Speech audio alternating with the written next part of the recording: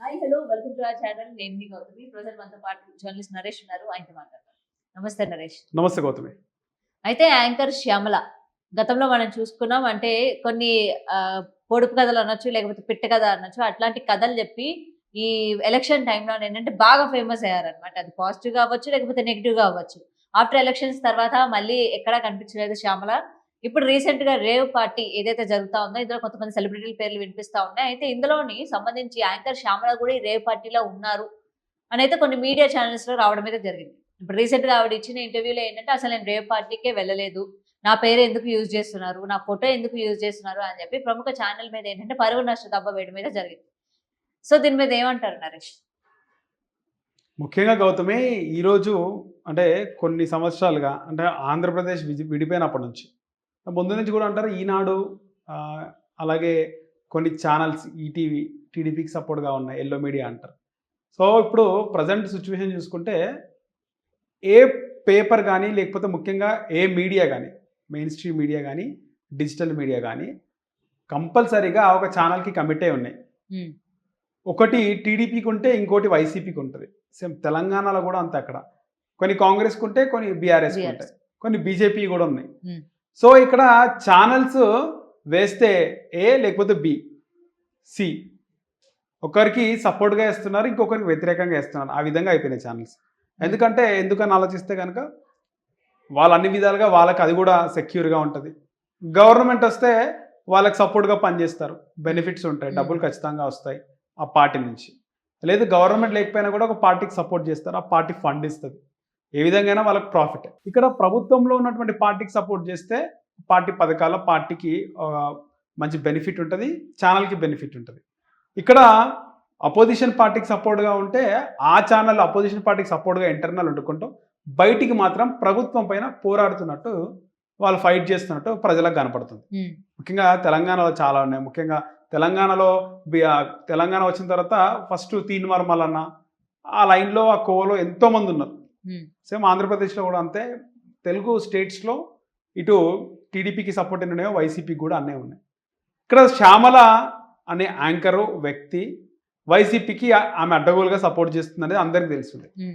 నువ్వు ముఖ్యమంత్రి జగన్మోహన్ రెడ్డి ఎందుకు కావాలనుకుంటున్నావు అంటే, ముఖ్యమంత్రి జగన్మోహన్ రెడ్డి గారు నవరత్నాలు ఏవైతే ప్రకటించారో తన మేనిఫెస్టోలో అన్ని నెరవేర్చారు. పూర్తి మద్యపాన నిషేధం జరిగిపోయింది.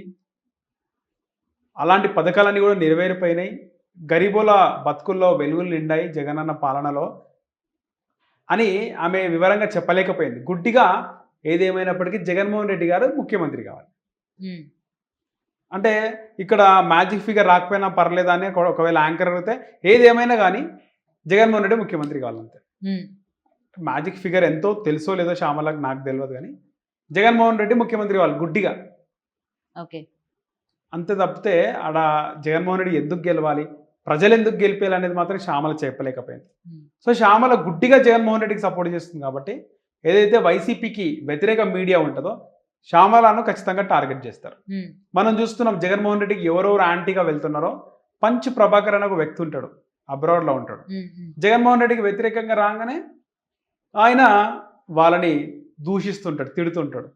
నువ్వు మర్చిపోయావా ఆ రూమ్లో ఆ రోజు ఈ పలానా నెంబర్ రూమ్లో నువ్వు ఏం చేసావో నాకు తెలుసు, చెప్పనా బయట పెట్టనా అని ఎవరి గురించైనా మాట్లాడతాడు.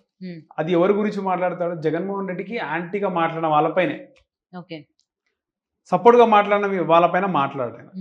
సో అట్లా ఇక్కడ శ్యామల జగన్కి సపోర్ట్గా మాట్లాడుతాం కాబట్టి జగన్మోహన్ రెడ్డికి వ్యతిరేకంగా ఎవరైతే మాట్లాడతారో వాళ్ళందరూ కూడా శ్యామలాని టార్గెట్ చేస్తారు ఖచ్చితంగా. మనం చూసినాం ఇప్పుడు హైపర్ ఆది జబర్దస్త్ టీంని రోజా టార్గెట్ చేసింది. వాళ్ళు పాపం చిన్న చిన్న మనుషులు, చాలా చిన్న మనుషులు, అంటే వాళ్ళు అమాయకులు, వాళ్ళు కొట్టినా కూడా వాళ్ళు నోరు తెరవరనే విధంగా వాళ్ళ గురించి ఆమె ప్రస్తావించింది. మన నెల్లూరు పెద్దారెడ్డి చేపల పులుసు ఉంది కదా, ఆర్పి కిరాక్ అయిపోయింది. ఆ రోజు కిరాక్ అయిపోయి రోజాని మాట్లాడడం జరిగింది. నువ్వు పెద్ద ఆస్కార్ అవార్డు గ్రహీతవా, 10 నంది అవార్డులు వచ్చినాయి, ఉత్తమ అవార్డులు వచ్చినాయి అని చెప్పేసి ఆమె గాలి తీసేసింది. సో ఖచ్చితంగా శ్యామలాని ఇక్కడ వైసీపీ వ్యతిరేక మీడియా ఏదైతే ఉందో టార్గెట్ చేయడము కరెక్టా నేను అనట్లేదు, కానీ ఖచ్చితంగా అయితే టార్గెట్ చేస్తారు. ఎక్కడ ఎవరు దొరుకుతారు అనేది టార్గెట్ చేస్తారు. ఇక్కడ ఇది లీగల్ ఇది ఇల్లీగల్ అనేది ముఖ్యంగా డిజిటల్ మీడియాలో లేదు కదా. థంబ్నెయిల్స్ ఎవరి ఇష్టంగా అయినా వేసుకోవచ్చు. ఒకవేళ నచ్చినప్పుడు వాళ్ళపైన యాక్షన్ కానీ పరువు నష్టం దావా లాంటివి కూడా వేయచ్చు. ఆల్రెడీ శ్యామల వేసినట్టుంది కదా పరువు నష్టం దావా. నాకు తెలిసి శ్యామల పైన తంబు పెట్టడం కూడా అంత తంబు పెట్టేంత కూడా శ్యామల పెట్టేంత కూడా లేదు. అనవసరంగా శ్యామలని హైలైట్ చేస్తున్నట్టు నాకు అనిపించింది. ఇప్పుడు మనం చూసుకుంటే అల్లు అర్జున్ వైసీపీకి సపోర్ట్గా పోయిండు. దీని ఒక సీనియర్ ప్రొడ్యూసర్ని ఇట్లా అల్లు అర్జున్ వైసీపీకి సపోర్ట్గా పోయింది కదా, దానివల్ల ఎంత ప్రాఫిట్ ఉంటుందంటే అల్లు అర్జున్ వెళ్ళింది అక్కడ ఏదైతే నంద్యాలకు సంబంధించి ఒక నాయకుడి కొడుకు ఎమ్మెల్యే టికెట్ వచ్చింది, వైసీపీ నాయకుడు. అక్కడ ఖచ్చితంగా ఆయన గెలుస్తాడు, సర్వేలలో కూడా ఆయనే ఖచ్చితంగా గెలుస్తాడు అని చెప్పి సర్వే కూడా చెప్పింది. అక్కడ 100% అల్లు అర్జున్ పోకపోయినా కూడా ఆ క్యాండిడేటే గెలుస్తారు. అల్లు అర్జున్తో పోయినాడు అంతే. అల్లు అర్జున్ వల్ల పెద్ద ఒరిగేది పెరిగేది ఓటు బ్యాంక్ ఏం లేదన్నాడు. అంత పెద్ద ఐకాన్ స్టార్ అల్లు అర్జున్ పోతేనే ఆడ ఓట్లు పెరిగాయి, అంత ఎఫెక్ట్ ఉండదన్న తెలిసినప్పుడు శ్యామల ఎంతండి? శ్యామల వాళ్ళు 8,000 మంది ఓట్లు వేస్తారు చెప్పండి ఏపీ మొత్తం. పోనీ శ్యామల గతంలో ప్రజలకు ఏమైనా సేవ చేసిందా అంటే అది కూడా లేదు కదా. మనం చూసాం మెగాస్టార్ చిరంజీవి గారు నెవర్ బిఫోర్ ఆయన పార్టీ పెట్టినప్పుడు కొన్ని కోట్ల మంది వచ్చారు. గుంటూరులో ఆయన పెట్టినటువంటి సభ ఏరియాలో అది గ్రాఫిక్స్ కాదు, అంత వేల మంది లక్షల మంది వచ్చినారు. అసలుకి ఎవ్వరు ఎక్స్పెక్ట్ చేయలేదు. అది చూస్తేనే మనకు ఒక జన సముద్రం అంటారు కదా, నిజంగా జనాలు ఉన్నటువంటి సముద్రం లాగా మనకు కనబడుతుంది. యూట్యూబ్లో ఇప్పటికున్నాయి ప్రజారాజ్యం పార్టీ ఆవిర్భావ వీడియో అని కొట్టండి, అంత పబ్లిక్ వచ్చినారు. కానీ చిరంజీవి గారికి ఎన్ని వచ్చినాయండి సీట్లు? 18 సీట్లు వచ్చినాయి. సో మన అల్లు అర్జున్ పోయిన దగ్గర కూడా అంత ఎఫెక్ట్ ఉండదు. ఇన్ఫ్యాక్ట్ జూనియర్ ఎన్టీఆర్ 2009లో ఎన్నో నియోజకవర్గాలు తిరిగి ఆయన ప్రచారం చేసిండు. ఆయన తిరిగిన నియోజకవర్గాల్లో ఎక్కడ టీడీపీ గెలవలేదు. ఆ రిపోర్ట్ కూడా బయటకు వచ్చింది. ఆయన మొత్తం ఆంధ్ర తిరిగిండు, ఉత్తరాంధ్ర మొత్తం తిరిగిండు. మొట్టమొదట ఆ ఇచ్చాపురంలో ఆయన స్టార్ట్ చేసిండు, శ్రీకాకుళం ఇచ్చాపురంలో, అదేగా మన స్టార్టింగ్ ఆంధ్రప్రదేశ్. అక్కడ స్టార్ట్ చేసిండు. ఆయన తిరిగిన దగ్గర 60 చోట్ల 20 గెలిచింది టీడీపీ అంతే.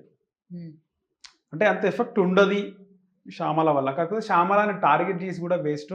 అనవసరంగా ఐ డ్రీమ్కి ఇంకొక వీడియో ఇంటర్వ్యూ తప్పితే ఇక్కడ ఎవరికి ఏం బెనిఫిట్ లేదని నా ఒపీనియన్. ఓకే, అయితే ఇప్పుడు దీని వెనక ఇంకొక అంటే మరికొన్ని మాటలు కూడా వినిపిస్తున్నాయి నరేష్. ఇప్పుడు ఎలక్షన్ టైంలో ఉన్నప్పుడు ఏంటంటే మాట్లాడారు, సపోర్ట్ చేశారు, అదంతా అయిపోయింది. ఇప్పుడు ఏంటంటే నెక్స్ట్ June 4th రిజల్ట్ ఏదైతే ఉందో వైఎస్ఆర్సీపీ పార్టీకి అనుకూలంగా రాదు కాబట్టి ఇప్పుడు ఎలాగా డబ్బులు ఇచ్చేటోళ్ళు కూడా ఉండరు కాబట్టి ఇలా పరువు నష్ట దాబా వేద్దాం, ఎంతో కొంత తీసుకుందాం అన్నట్టు, అంటే ఈ మనీ పరంగా ఈమె చేస్తుంది అని చెప్పి మరికొన్ని మాటలు వినిపిస్తా ఉన్నాయి నరేష్. ఇందులో ఎంతవరకు నిజం ఉందంటారు, ఎంతవరకు అబద్ధం అంటారు? పరువు నష్టం దావా వేయడం అయితే వాళ్ళ ఇమీడియట్ ఎఫెక్ట్ అనమాట. అది శ్యామలకి నాకు అన్యాయం జరిగింది, అవమానం జరిగింది. ముఖ్యంగా నేను జగన్మోహన్ రెడ్డి గారు ఉన్నటువంటి తంబేయడం తప్పు కదా అని చెప్పేసి ఆమె వర్షన్లో కరెక్ట్ కూడా ఉంది. తంబేయడం తప్పు అనేది ఆమె గురించి మన గురించి వ్యతిరేకంగా తంబేసినట్టు మనం కూడా అడుగుతాం. సో తంబేయడం మాట్లాడింది, పరువు నష్టం దావా వేసింది.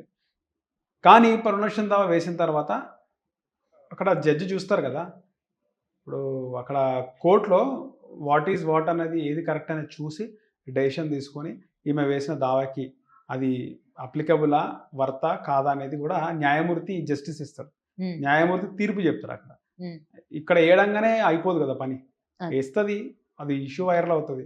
కానీ నిజంగా ఆమె వేసిన పరువు నష్టం దావాకి ఆ ₹1 కోటి డబ్బులు వచ్చినాయా రాలేదనేది న్యాయమూర్తి డిసైడ్ చేస్తారు. ఆ తర్వాత మనకు తెలుస్తుంది.